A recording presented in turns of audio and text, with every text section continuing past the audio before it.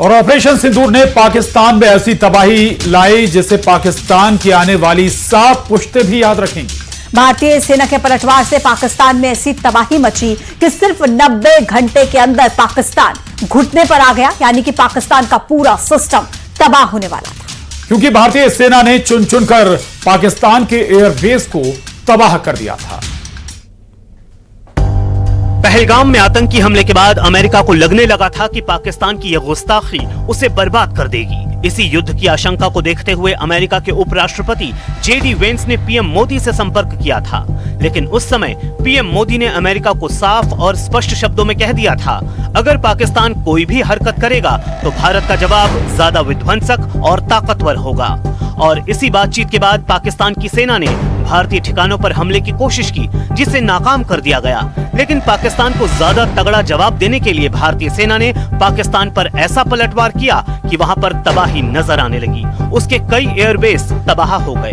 भारत ने ब्रह्मोस, हैमर और स्कैल्प मिसाइलों से मिनटों में पाकिस्तान के Noor Khan airbase, Rafiqui airbase, Sargodha airbase समेत 10 बड़े एयरबेस तबाह कर दिए।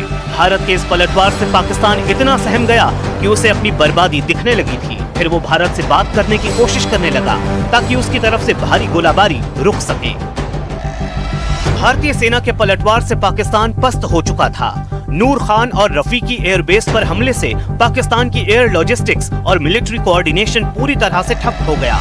यही नहीं, सरगोधा एयरबेस का तबाह होना सबसे बड़ा स्ट्रेटेजिक मूव था, यानी पाकिस्तान पूरी तरह से तबाह होने के मुहाने पर था। पाकिस्तान घबराकर अमेरिका के सामने हमले रुकवाने के लिए गुहार लगाने लगा, जिसके बाद अमेरिकी विदेश मंत्री मार्को रूबियो की पाकिस्तान आर्मी चीफ असीम मुनीर से फोन पर बातचीत हुई। फिर उन्होंने पाकिस्तान के विदेश मंत्री इसहाक डार से भी फोन पर बात की। इस बातचीत के दौरान पाकिस्तान ने हमले रुकवाने के लिए अमेरिका को मध्यस्थता करने की अपील की। इस बीच पाकिस्तान लगातार भारत में हमले करने के लिए ड्रोन, मिसाइल के साथ साथ एलओसी और इंटरनेशनल बॉर्डर पर मोर्टार और तोप के गोले दागता रहा, जिसे भारतीय सेना नाकाम करती रही और उस पर पलटवार करती रही।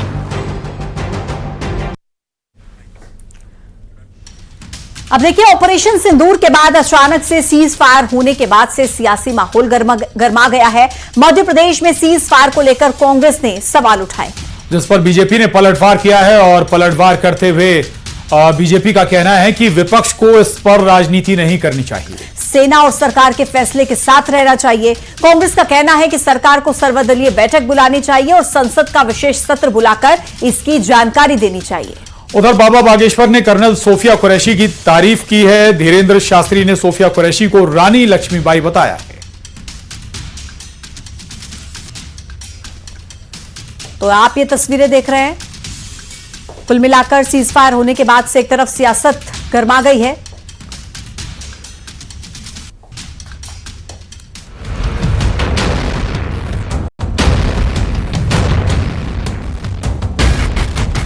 पहलगाम में आतंकी हमला और फिर ऑपरेशन सिंदूर लॉन्च हुआ।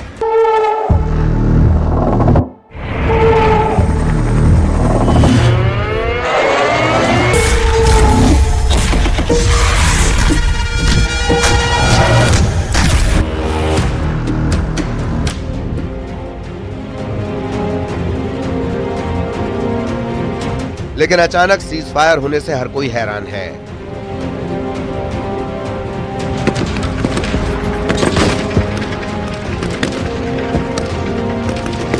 इस बीच सियासी गलियारों में भी इसकी चर्चा है। कांग्रेस नेता दिग्विजय सिंह ने इसे लेकर सवाल उठाए हैं। दिग्विजय सिंह ने कहा कि क्या हमने शिमला समझौता छोड़ दिया है।